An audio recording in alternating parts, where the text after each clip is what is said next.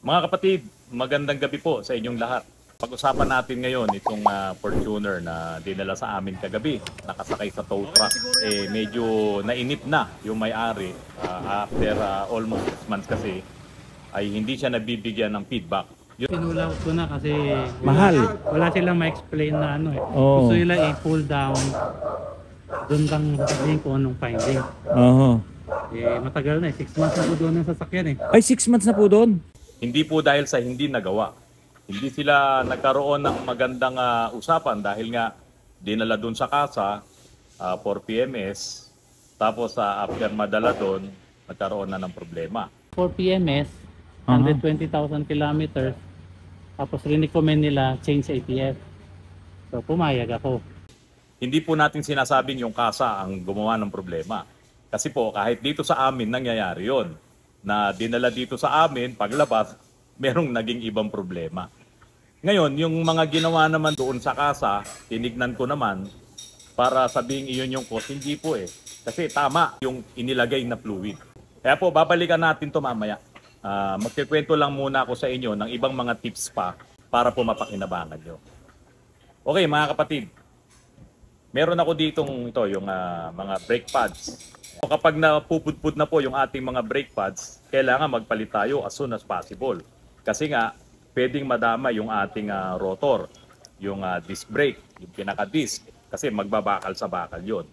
Ngayon, karamihan naman nung iba, kapag ka nagawa ng mga baguhan ng mga mekaniko, na itatapon nila to. Hindi nila na ikakabit to. Itong mga shims na nakakabit dito sa ating mga brake pads doon sa pinakalikod niya. Ang trabaho nito mga kapatid, para wag umingay ang preno nyo. Yun ang pinakatrabaho nito. So importante, hindi ito na itatapon. Ito po kasi, kaya meron ako nito, may mga original na mga OEM, mga original na mga brake pads na kasama na po ito. Kasama na kapag binili nyo. Yung iba naman, nakadikit na mismo dito. Kaya pag nagpalit, naisasama, hindi nila napapansin, nakadikit pala to. Kaya yung ibang mga nagpapalit, yung ibang mga nagdi-DIY, akala nila, patapon na rin itong mga shims na to. Tapos ang mabibili nila, replacement, walang ganito. Pagkatapos nilang ikabit, ayun na, umingay na yung preno. So napaka-importante po mga kapatid na ito, alam nyo na hindi dapat ito itinatapon kasama ng mga pinagpalitan na mga pads. Or else, iingay po ang inyong preno. So, ganun siya ka-importante. Ngayon, usapang preno po ulit. May tumawag sa akin ngayon lang. Nissan Urban. Sabi niya, Sir, pang pito na po yung mga talyer na humawak at kilala pa ro yung iba. Ang preno niya, ang dami niya ng pinalitan. Pinalitan ng cylinder, pinalitan ng rotor, pinalitan na rin yung caliper. Yung mga caliper parts, yung caliper bolt, lahat pinalitan. Sabi ko, ba't mo naman pinalitan yun? Sir, ganun pa rin napalitan na namin lahat. Pag namreno ko, kumakabig ng kaliwa. Kumakabig sir ng kaliwa. Sabi ko, dalin mo dito sa amin. Sabi ko sa kanya. At gagawa natin ng paraan. Titignan natin kung saan nagka-problema. Sir, 7 na po yun. Kung sakali pang 8 kayo. O sige, wag mo nang dalin sa akin. Sabi ko sa kanya ganon. Wag mo nang daling sa akin, ikaw na gumawa, ituturo ko sa iyo. Pero may itatanong lang ako sa iyong isang bagay. Ano po 'yon? Sabi niya. Habang ginagawa ba 'yan, yung bang mga mekanikong humawak niyan, kina-clamp ba nila ng vice grip yung pinaka-hose ng preno? Sabi niya, opo sir. Habang kina-clamp mo kasi yung hose, yung rubber hose na 'yon ng preno, pwedeng masira po yung loob nun. Kasi po, insulated yung rubber na yon sa loob nun. Meron pa ulit isang hose na pwedeng masira yon, madurog yon or mapipi yun. So ang mangyayari kapag napipi yun, hihina yung flow ng fluid. Pag humina yung flow ng fluid, dito sa kanang side at malakas ang flow ng fluid dito sa kaliwang side, ito ang kakabig kasi kumakapit ka agad to eh. Samantalang itong kanang gulong mo, hindi masyadong makakapit kasi nga mahina yung pressure na ibinibigay ng brake master mo. Mahina. Kaya ngayon, hindi niya halos ilalapat yung dalawang pads doon sa iyong rotor. Samantalang itong kabila, na hindi nasira yung hose, malakas yung pressure ng fluid, pag inapakan mo lang konti, kapit kagad yung mga brake pads doon sa rotor, Kaya, makaliwa. Sabi niya, yes sir, halos lahat po sila, kinaklamp nila ng vice grip yung hose. Bakit nila kinaklamp sir? Kasi ito po, alam nila na maselan kasi yung ABS. Yung ABS kasi, pag pinabayaan mong tumutulo kasi yung yung fluid na yun, mauubos yung laman doon sa linya na yun. Kung halimbawa, doon sa kaliwang side or sa kanang side, pinabayaan mong tumutulo yung fluid, may mga ABS na maselan na kailangan mo pang i-bleed. Merong bleeder doon sa scanner. May prosesong ganun. O kaya, meron ka talagang pang mano-mano na panghigop. So para ma-avoid nila na mauubos yung fluid doon sa linya, iniipit nila ng vice grip yung hose. Bawal na bawal po dito yon sa auto-runs. Una pong sinasabi ko yan kapag may mga gumagawa ng preno dito. Kaya gumawa kami nung pangbara doon sa pinaka-dulo ng hose na yon, yung pinaka-tornilyo. Binabarahan namin yon para hindi lumabas yung fluid. Or kung meron namang kaming pang-scan, meron namang kaming pang-bleed nun, nababayaan lang namin, lalong-lalo na kung ang gusto naman ng customer, magpalit na rin siya, mag-drain ng fluid. Pero, mas madalas talagang binabarahan lang namin. Kasi nga, sayang, tumatapon yung fluid, lalong-lalo na kung maganda pa. So mga kapatid, ito, huwag nyong itatapon. Kung meron namang kasama, yung binili nyong bago na replacement parts or OEM parts, ilagay nyo yun. Huwag kayong papayag na hindi ito ilalagay. Ito pa mga kapatid, maraming klase ng coolant, merong premix na, may halo na, ilalagay mo na lang.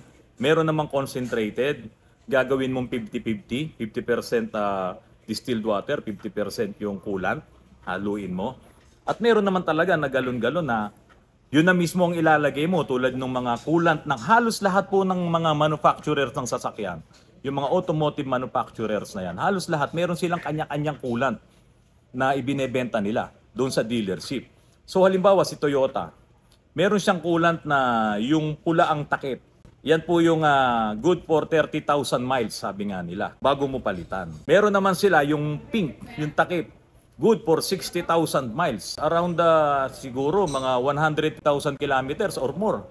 Kaya po minsan, kapag bumili kayo ng brand new na sasakyan, halimbawa Toyota, halos matapos nyo yung 3 years, hindi pa kayo nagpapalit ng coolant. At hindi nga nauubos eh. Tulad yung Grandia ko dito hanggang ngayon.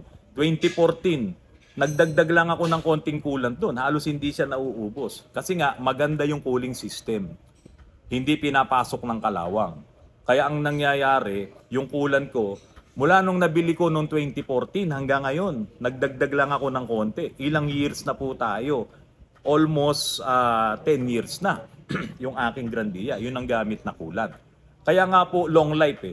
Meron akong nandito, ayan, long life. Long life coolant. Hindi ko po ina-advertise to Ito po ay mga mumurahing coolant lang. Anyway, hindi naman din ganun kamahal yung mga coolant na nabibili sa dealership. Ito po, nilalagay namin to dito sa Autoruns, saka itong EcoCool, to green. Hindi ito yung every 6 months papalitan mo. Kasi may mga pumupunta po dito, sir, paano na rin ako, pa-schedule na rin ako. Yung coolant ko, i-drain ko. Bakit? Sabi ko, nagtataka ako, bakit mo i-drain? Kailan ka ba Sir, 6 months na eh. Parang, teka, hindi kasi ganun yun eh. Mahaba po kasi ang buhay niya, kaya nga long life eh. Pero ang sinasabi nila, sir, kinakalawang po kasi. May problema yung cooling system nyo. Pinapasok ng oxygen, pinapasok ng hangin. So pag pumasok ang hangin sa cooling system nyo, dahil pwedeng sira yung radiator cap nyo, kakalawangin talaga yun. Yung loob, lalong-lalo na kung ang inyong engine block ay cast iron. Pero yung ibang mga makina kasi ngayon, aluminum na yung engine block. Yung mga unang BM, mga Honda, yan, may halong aluminum na yung kanilang mga engine block. Kaya hindi sila masyadong kinakalawang. Pero yung mga lumang engine, lalong-lalo na itong mga Isuzu, yung mga nasa likod ko na to, ay talagang madaling kalawangin yan kung magkakaroon ng leak ang inyong cooling system, yung mga hose niyan, tapos pinapasok ng hangin yan, kakalawangin po talaga. So tatandaan po natin, yung mga coolant po na yan, mahaba ang buhay niyan. Kaya nga tinawag na long life. Kaya kung maaaksaya lang, dahil gusto nyo lang palitan, wala namang problema dahil kaya nyo naman bilhin. Kaya lang, nakakapanghinayang din. Pwede mong ilagay sa iba na gagastusan yung pera mong ipambibili ng coolant. Patras, patras. Ito mga kapatid, balikan natin itong Toyota Fortuner na to. Bagong-bago pa to, pero ang mahaba na rin ang tinakbo. 100,000 plus. Nung nagpa-PMS na po siya, yun yung mga ginawa sa kanya. Change ng ATF, change ng mga ito, lahat, mga lubricants, lahat palit yun. At after nun, sabi nung may-ari, Ano lang 4 PMS, 120,000 kilometers. Tapos recommend nila change ATF. So pumayag ako. Pero wala siyang problema for 6 years. Tapos within a month, Ilan po tinakbo? 120. 120, opo. Within a month, ayan na.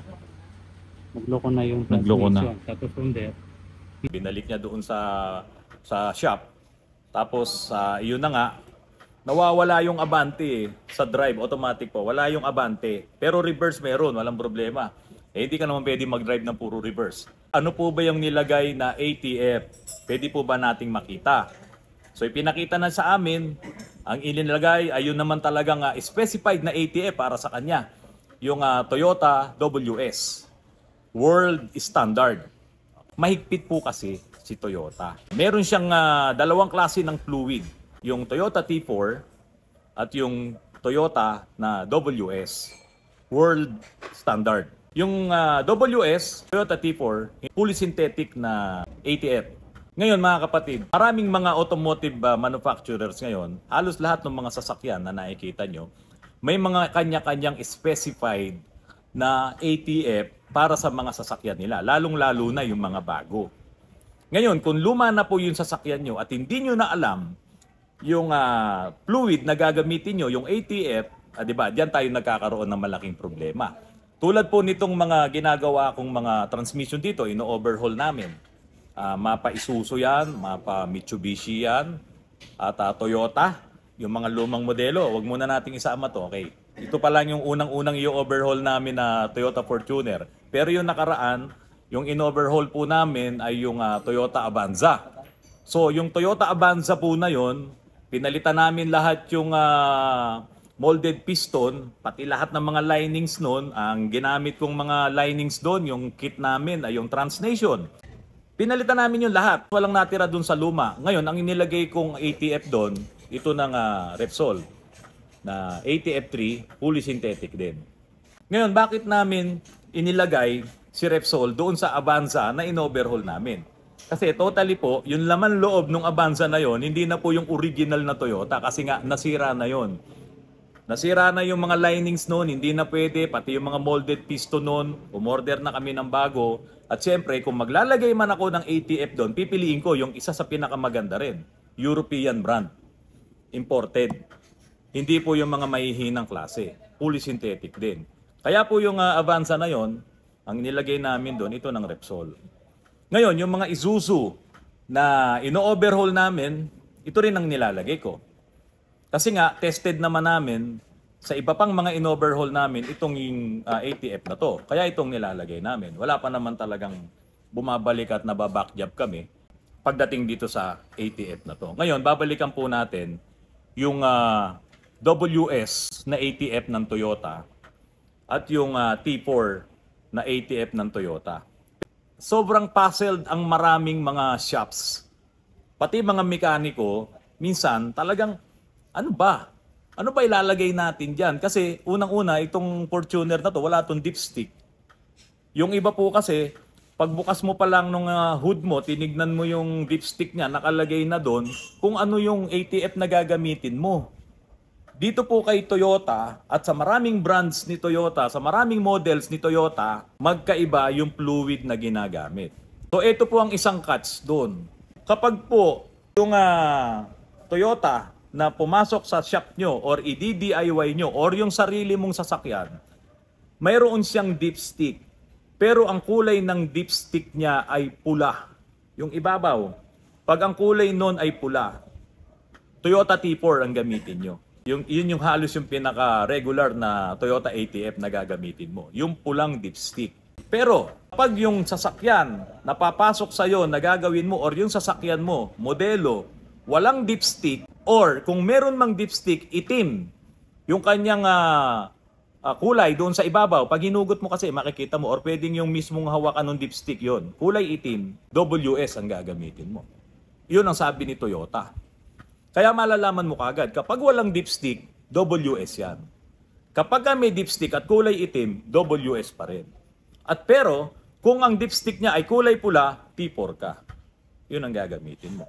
So syempre, susunod na lang tayo kasi yun ang recommendation ng manufacturer. Kaya lang mga kapatid, yung iba hindi alam. Halimbawa, nag-DIY ka, nakita mo maganda si Repsol, okay, pero recommendation ng manufacturer dahil bago pa yan, nilagay dapat si WS ka. Mag-iisip ka ngayon. Di ba? Pero ako mga kapatid, hindi ako naniniwala na basta kaya na lang niyan sirain ng ganun. Kasi ito ngang Fortuner na to, ang nilagay dito, WS. Yun ang nilagay. Doon sa dalawang resibo, yung unang nilagay at nung kinuha na nung may-ari, yung pa rin ang nilagay, tama naman. Walang mali. So bakit nasira? Siguro talagang coincidence na lang yun na bumigay na siya.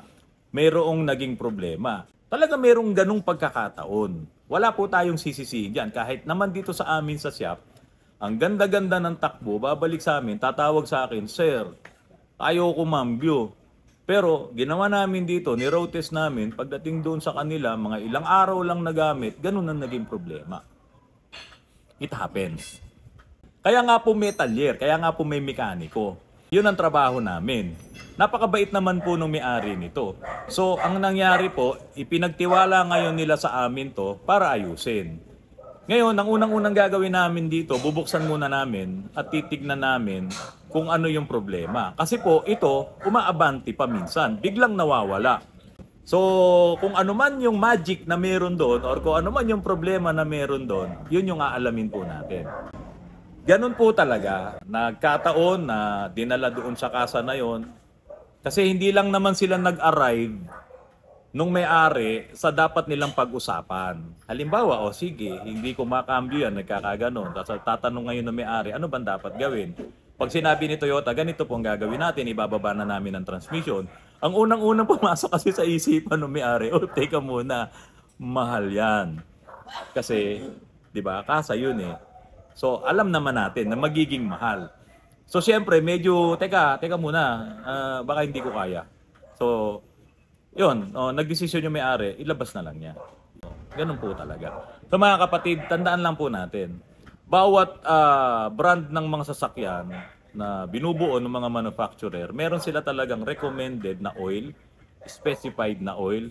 Yun nga parehas pang Toyota yan Meron T4, meron WS. So, maingat po tayo dyan. At meron pa pong isa, yung CVT. Paano kung hindi mo alam yung sasakyan mo? Kaya dito, ang lesson po talaga sasakyan mo yan, matagal na sa'yo, kilalanin mo. Kilalanin mo ang sasakyan mo kung ano yung langis na ilalagay mo dyan. Parang dugo lang yan. Anong blood type niyan? Baka mamaya, type O yan, nilagyan mo ng type AB, magkakaproblema. So, importante po na talagang pina-follow natin yung recommendation noong manufacturer. Pero ang tanong nga mga kapatid, paano nga kung luma na yung sasakyan mo? Tulad niyan, yung mga sasakyan nung nauna dito na Fortuner, yung tulad ng Grandia ko, automatic din yun. T4 lang talaga gamit ko doon. Pwede ko bang lagyan ng WS yun? Siyempre hindi ko lalagyan. Ngayong nalaman nyo na. Pero may ingat po sila. Ang sinasabi nila, ito yung recommended. Ito ang dapat sundin. Ayan, paano kung luman-luma na itong mga crosswind na to? Kasi ito naman mga luman-luma na to, halos mano-mano na yung mga transmission. Although automatic siya, pero simpleng mga transmission sila. At tandaan nyo po mga kapatid, take note Crosswind, Suzuki, Toyota, pati yung ibang mga Mitsubishi, ang gamit nilang transmission ay SIN. So, isa lang halos ang gumawa. Pero inakma nila yung fluid. Pero kami nga, dahil sa in-overhaul na namin, napalitan na namin ng laman loob yan, natitira lang naman dyan yung aluminum, saka yung konting bakal. Pero yung mga plates niyan, yung mga goma niyan, galing na sa rebuilding kit. So kami nang bahala ngayon na maglagay kung anong fluid yung ilalagay namin. At siyempre, doon kami sa pinagtitiwalaan namin. Yung alam namin na hindi naman siya ordinaryong fluid. So ito, fully synthetic tong Repsol na to, Automator. Marami na po kami nilagyan yan, pati sarili kong sasakyan, dinayalysis ko, ito nilagay namin. Hanggang ngayon, hindi kami nagkakaproblema. So mga kapatid, yun po yung maiiwan ko muna sa inyo. At sana po makatulong ng malaki po sa inyo itong napag-usapan natin. Okay, maraming salamat po. Magandang gabi po sa inyong lahat.